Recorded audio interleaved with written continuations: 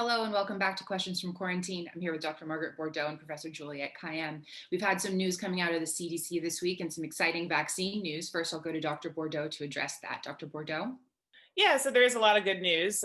We have, vaccines that are getting approved in the UK, and we think probably shortly they'll be approved in the United States as well.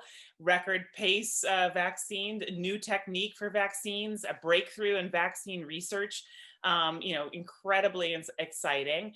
And the other thing we had was the CDC starting to talk about prioritization and release their first decision about who's going to get the vaccine first, which in some ways was an easy decision from a public health perspective. You always want to protect your first responders first, so that you can help everybody else. So the decision indeed was to vaccinate health workers and folks living in nursing homes and long-term care facilities that are most at risk of dying and overwhelming the health system.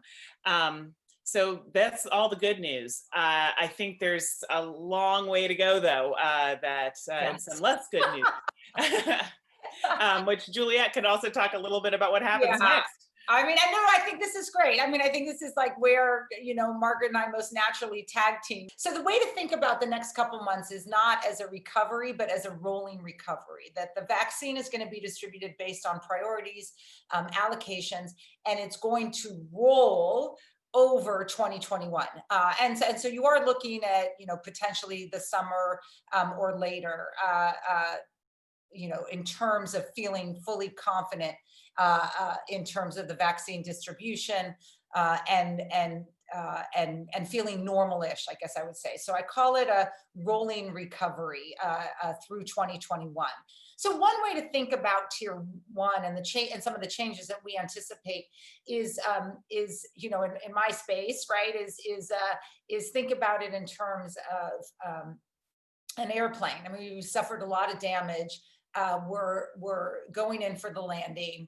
And we always remember them hearing, that, put your mask on before you help others, right? In other words, that you basically want to help the helpers first. And we can define helpers narrowly or broadly, but that, to the extent that there is a theory behind this and behind some of the decisions being made, we're gonna have a safe landing. I'm feeling good with lots of damage done, unnecessary damage, but that's the way to think about, is there a theory animating these choices?